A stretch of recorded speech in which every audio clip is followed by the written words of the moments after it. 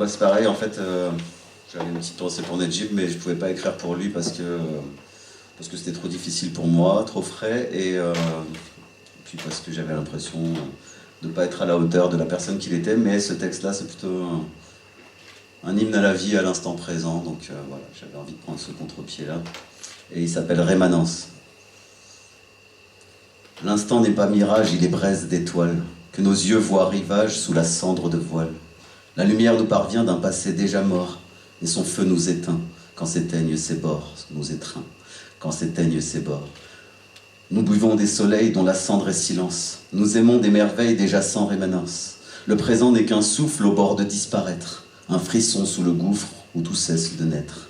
Il tremble entre nos doigts comme la neige en été, et fuit sous chaque voie qu'on croyait habiter. Un grain de sablier suspendu dans la chute, un battement lié à l'abîme qui lutte. Il n'est qu'une étincelle arrachée au néant, un vertige irréel où s'embrase le vivant. Car sitôt qu'il advient, déjà l'instant s'efface, et son souffle devient la mémoire qui passe.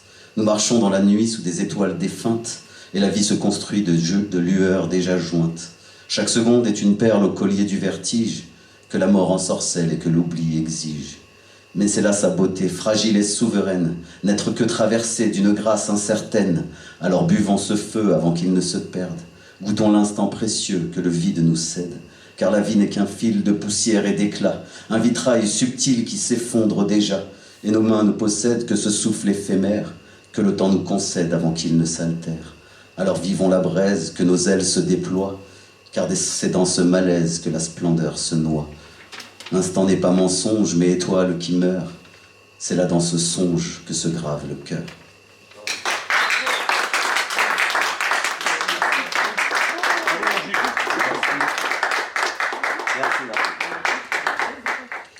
Oui, j'ai expliqué que j'étais désolé de ne pouvoir venir samedi prochain, à la zone B, mais que je pouvais faire le texte ce soir. Voilà.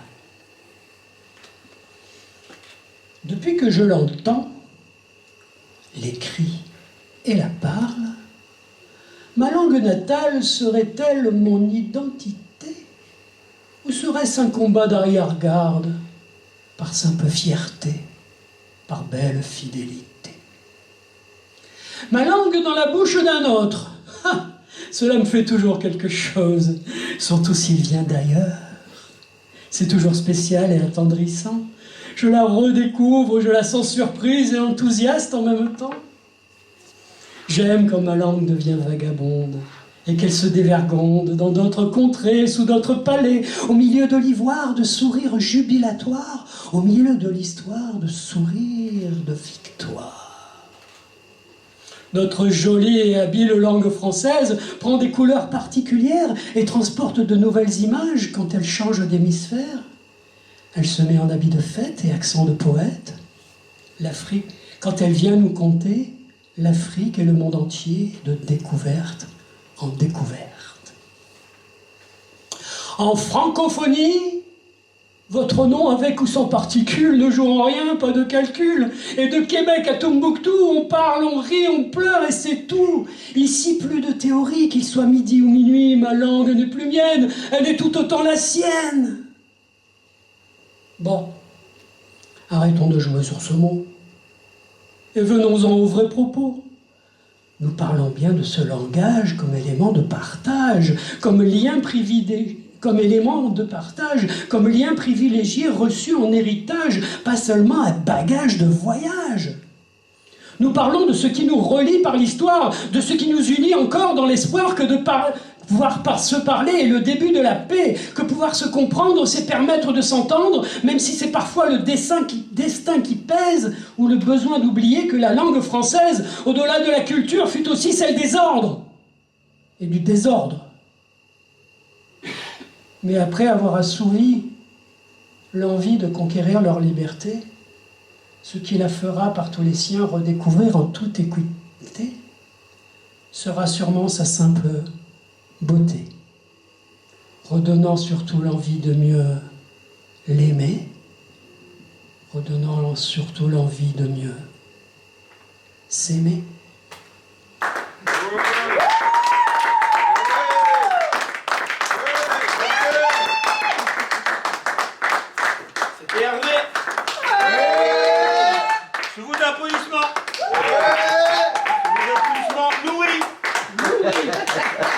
C'est celle Allez, que l'on nomme celle. Moi, ça me ramène à des Celle qui nous souvenirs entend. d'enfance. Celle. C'est celle qui nous Celle, c'est entend. Dragon Ball Z. Je sais pas du tout quoi faire comme texte. Ils sont pas de Chante alors. Je vais faire des nouveaux quand même. Oui. Pour l'instant. Pas de demi-sel. Fais comme ça. Ne sors pas ton missel. Ne sois pas à demi. Celle. Ça non. C'est une histoire de curé. C'est un bang, va. J'habite un corps qui se tait mal. Il ne crie pas, mais s'exprime en râle. Les douleurs sont polies, bien élevées.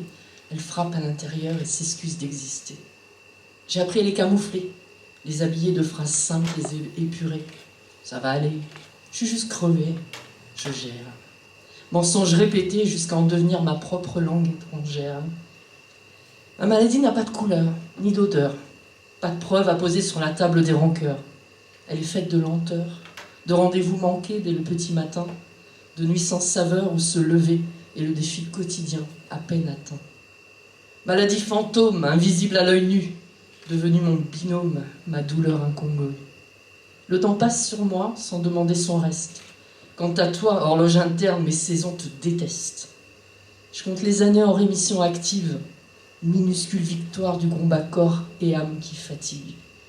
Je me souviens amer du corps d'avant, celui qui ne négociait rien, toujours partant, celui qui disait demain sans consulter le baromètre, sans besoin de permission pour simplement être. Désormais je vieillis autrement, pas avec des rides mais des renoncements, des versions de moi que j'ai dû enterrer vivantes, habiter l'instant comme unique raison suffisante. Savourer les jours sans tempête comme des miracles discrets, des rêves amputés aussi bancals que ma résilience est borgnée. Le temps passe inévitablement, mais dans mes veines il ne coule pas droit. Il s'accroche aux os, s'étire en crise d'accablement, un pilulier dégueulant de médicaments. Le maladie soit invisible, que l'on minimise vu qu'on ne te voit pas. Vivons ensemble, soyons imprévisibles. Le corps se charge des négociations de contrat.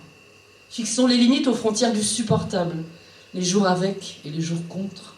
Nul ne soupçonne toutes tes batailles, fatigue constante, l'usure qui vient à ton encontre.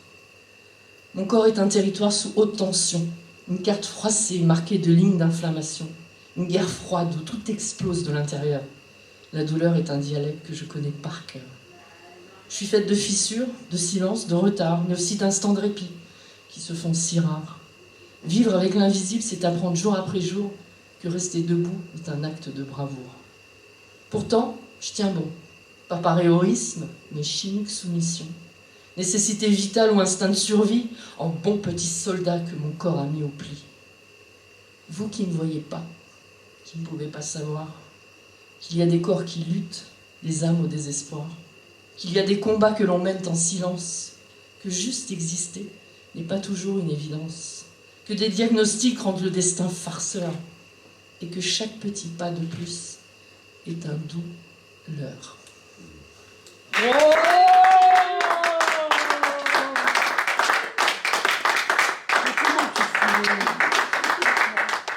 Et a circulé il y a quelque temps une lettre sur les réseaux internet d'une Cubaine. Et je l'ai adaptée, mais m'en suis beaucoup inspiré en le mettant évidemment au mode masculin. Ça s'appelle Basta, le silence, pour ne pas dire Basta con el silencio. Je suis un Cubain au milieu de millions, sans titre, sans statut, sans trône, sans légion. Je suis un simple Cubain, sans même un surnom, un fils, un frère, un patriote en mission. Et si ma main tremble, c'est que mon île crie sous l'oppression. Ce que nous vivons, c'est la mise à mort au ralenti, un assassinat froid, calculé, écrit, avec un script signé non loin d'ici, dans un bureau où l'on décide qui meurt et qui survit, pendant que le monde détourne le regard, change de chaîne, fait semblant, s'écarte, s'égare.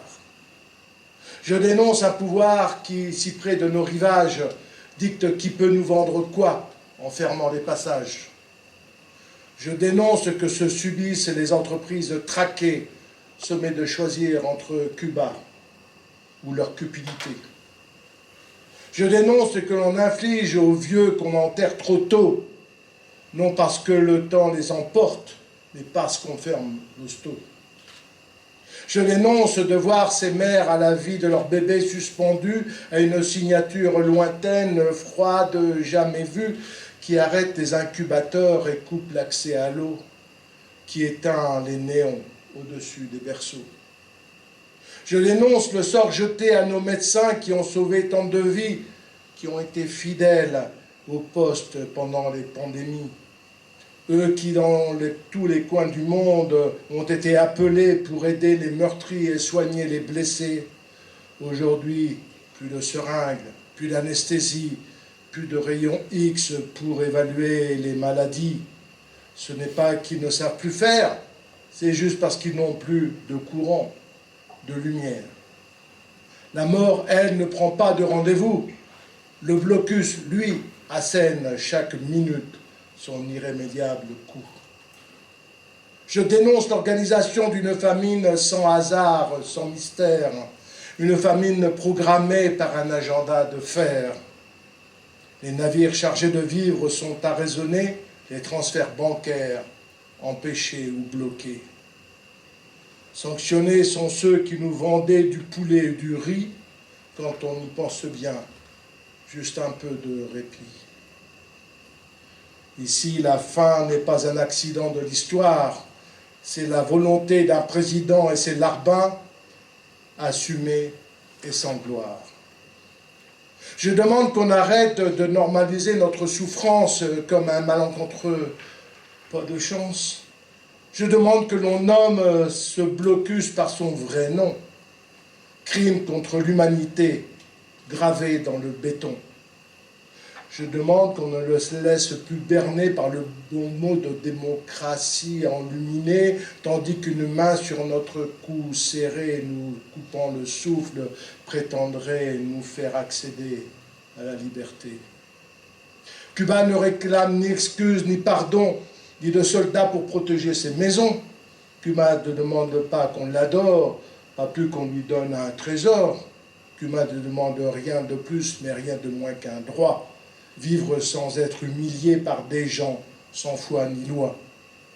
Le peuple de Cuba ne veut pas de miettes ni de charité, il veut qu'on le laisse faire comme il le veut, avec qui il veut, dans la dignité. Aux gouvernants complices qui n'osent pas parler, rappelez-vous, l'histoire sait compter. Vos silences se rangent dans les archives des lâchetés et un jour vos noms seront lus à voix haute. Sans pitié. Aux médias qui mentent et qui maquillent les faits, la vérité fissure même les murs les plus parfaits.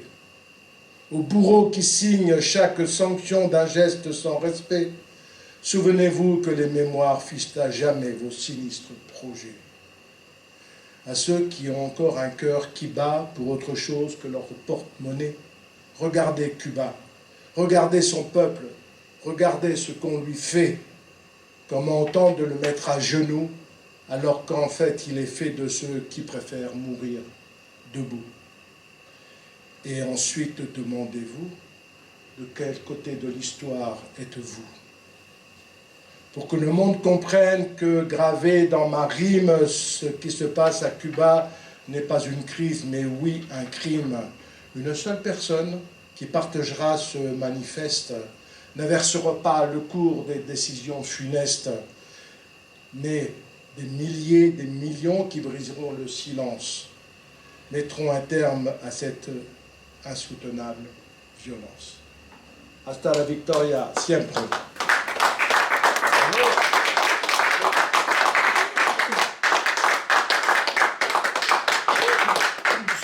Le prochain slammer est un. Éteint. Et il nous vient de pas très loin parce qu'il est juste derrière moi. C'est C'est que j'ai mis mon téléphone. Tu veux que je t'appelle? Tu veux venir? Dans la poche arrière, c'est bon, je l'ai retrouvé. Bon. Alors. C'est dit. Quoi, qu'est-ce qui se passe? T'appelles. Ah, mais c'est bon, je l'ai. On m'appelle pas. C'est un texte que j'avais fait à mes tout débuts de slam, j'avais la vingtaine encore. Oh là là! Face à ceux qui m'enterrent, si je m'en tire, c'est grâce au support de mes mentors. Et sans mentir, je respire grâce à ceux qui savent m'entourer. Pour ce que je leur inspire, pour ce que je suis à leurs yeux. Face aux épreuves, j'ai éprouvé l'envie de m'en sortir. Pour grandir et me construire, j'ai eu besoin de repères, de guides pour réussir, d'une aide sincère. Des personnes en or ont laissé en mon cœur, en mon corps, en mon esprit, un héritage météore. Même si pour leur apport, je n'ai que ce merci, j'ai tant appris de mes mentors. Je le mentionne avec enthousiasme et les honore.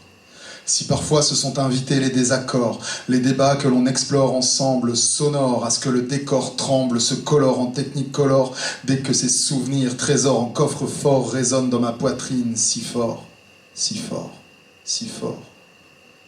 Il y en a eu des échecs records et des désirs assouvis, victoires collector. Il y a des noms si nombreux, vivants ou morts, qui méritent que je m'acharne encore et que jamais je ne relâche mes efforts. J'ai si souvent raison d'avoir tort et si souvent tort d'avoir raison. Alors je me tourne vers mes mentors. Et j'implore le réconfort, qu'ils évaporent tous mes remords et que j'ignore le mauvais sort. J'avance lentement, j'écoute attentivement sans oublier de suivre ma voie.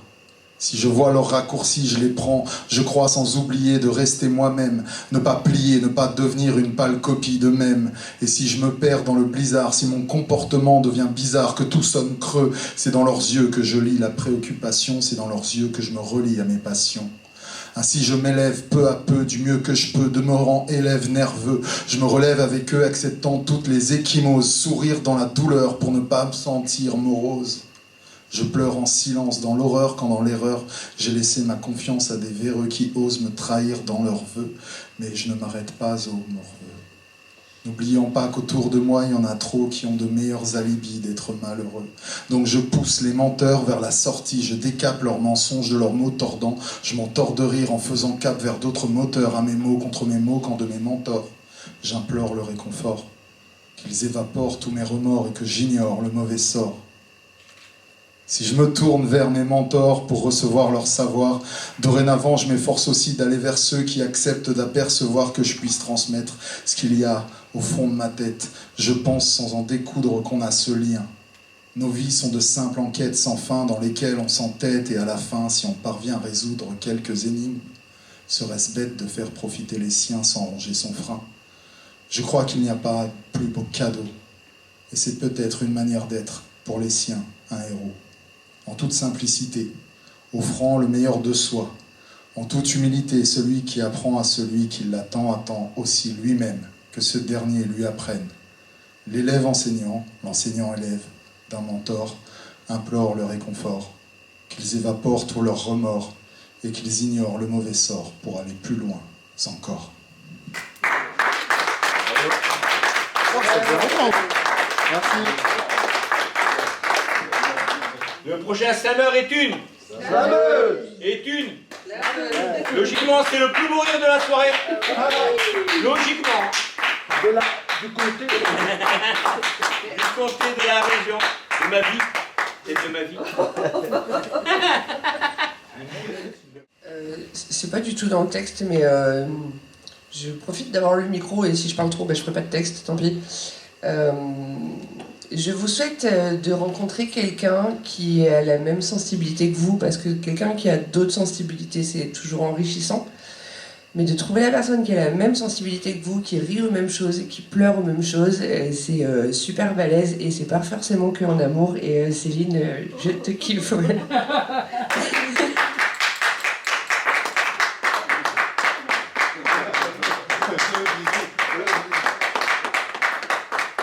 Les 3 minutes sont passées. Avec la loi. Ah, j'ai pas pris photo des câlins. J'ai pas pris photo des câlins, il y avait trop belle lumière là. Bon, du coup, Le câlin là avec la belle lumière dessus. Les 6 3 minutes. minutes de câlin. Alors ça fait partie du slam aussi. Ça fait beaucoup de câlins. Bravo. Ouais. D'ailleurs, il y a une règle qui dit que dès qu'on parle dans le micro, même si c'est l'introduction et pas le texte, normalement le chrono il est. Voilà, merci, c'était sympa. Non, ça va, c'est pas...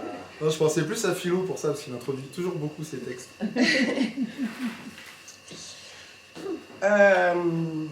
Bon, bah, je vais parler d'amour pour changer. Hein. Allez. Elle est le genre de femme qui prêtait son cœur comme d'autres prêtent un chargeur de téléphone.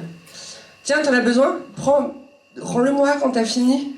Spoiler, ils l'ont jamais rendu. Elle donnait trop de temps, trop d'écoute, trop de... Non, mais c'est pas grave. Elle était gentille, mais genre niveau licorne bénévole dans un monde de hyènes. Et les hommes ? Oh, les hommes, certains venaient avec des grandes phrases. Tu es différente. Traduction, tu es très pratique. D'autres disaient, je suis pas prêt pour une relation. Traduction, mettre ma tête dans tes nichons, ça c'est ok. Alors, elle a donné, encore et encore. Elle donnait naïve et les hommes prenaient, parfois sans le savoir, mais souvent avec malveillance. Certains l'ont trahi, d'autres l'ont blessée, jusqu'à ce qu'elle rencontre des hommes vraiment cruels, qui par leurs mots, par leurs gestes, lui ont fait presque douter de sa propre valeur. Elle n'a pas laissé ses ombres la définir, elle a fermé des portes, elle a guéri en silence, elle a donné. Jusqu'au jour où son cœur a dit « Bon écoute ma grande, on va fermer la boutique, un petit moment. » Et hop, rideau, célibat. Pas le célibat glamour avec cocktail et yoga au coucher de soleil. Non, le célibat où tu manges des pâtes à 23h en pleurant devant des comédies romantiques juste pour dire « C'est n'importe quoi !» Avec le temps, elle a commencé à croire qu'elle était trop romantique, trop entière, trop rêveuse. Et puis après, elle a pensé être pas assez belle, pas assez mince, pas assez ceci, pas assez cela. Bref, son estime d'elle-même est partie en vacances sans laisser d'adresse.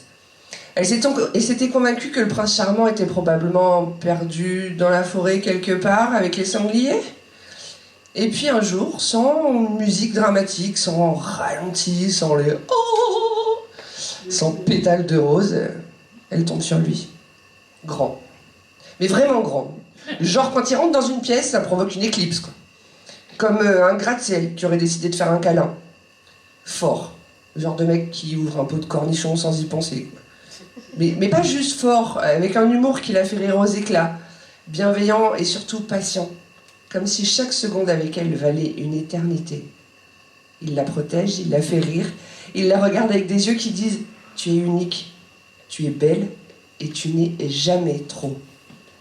Il la regarde, pas comme les autres, pas comme un buffet gratuit à volonté. Non, comme si elle était la plus belle surprise de sa vie. Il la trouve drôle, il la trouve belle, il la trouve sexy. Elle, sexy. Autant dire que son cerveau fait erreur. Mais lui, il insiste avec patience et douceur, avec cet amour un peu simple, un peu maladroit, mais terriblement sincère. Et petit à petit, ces barrières tombent. Une, puis deux, et puis tout le château fort. Et elle réalise un truc incroyable. Peut-être qu'elle n'était pas trop gentille, peut-être qu'elle était juste tombée sur les mauvaises personnes, parce que quand quelqu'un t'aime vraiment, ta bonté n'est plus une faiblesse. C'est exactement la raison pour laquelle il reste. Alors vous qui pensez ne pas être assez bien pour mériter le bonheur, rassurez-vous, c'est lui qui n'est pas fichu de vous trouver. Pour l'instant, mais il arrive.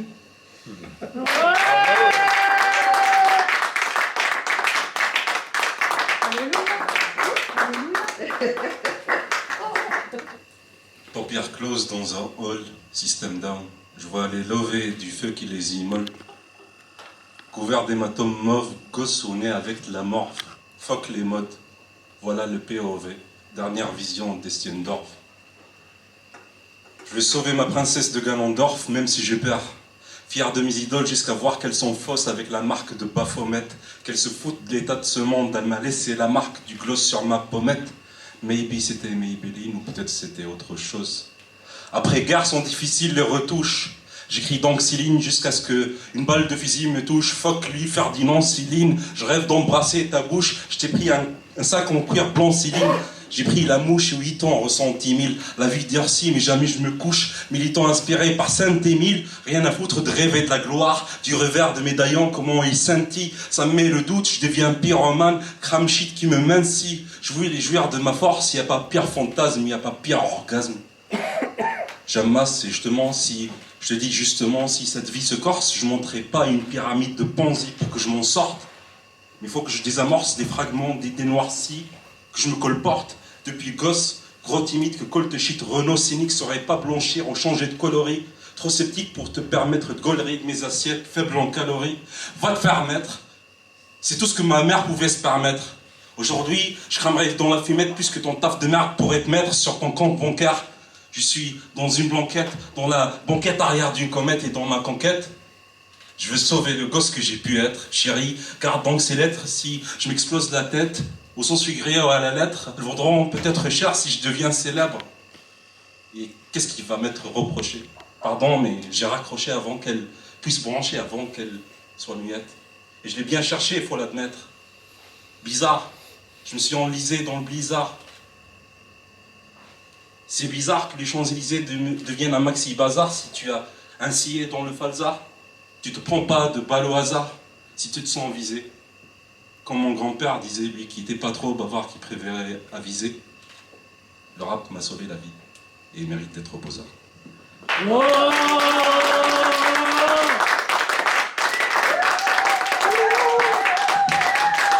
Version rap aussi. La tendresse c'est hardcore.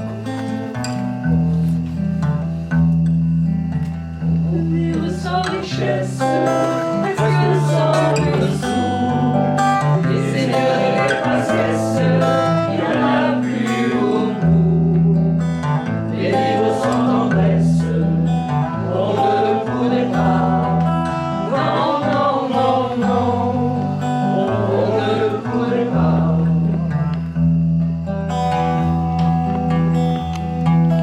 On peut vivre sans la gloire.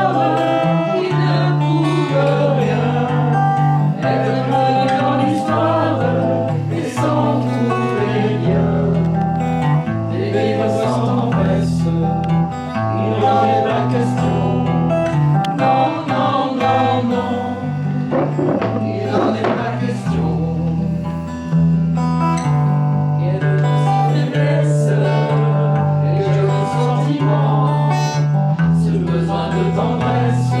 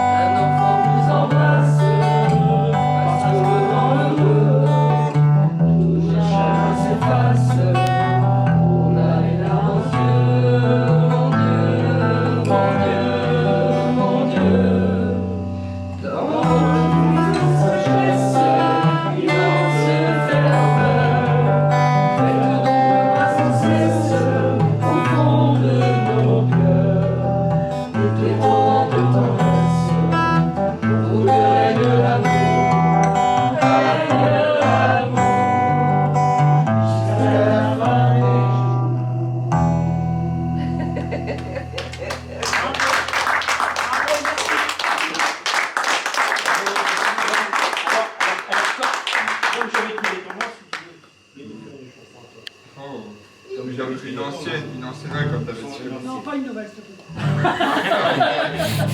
Oh, une ancienne. Take Mike.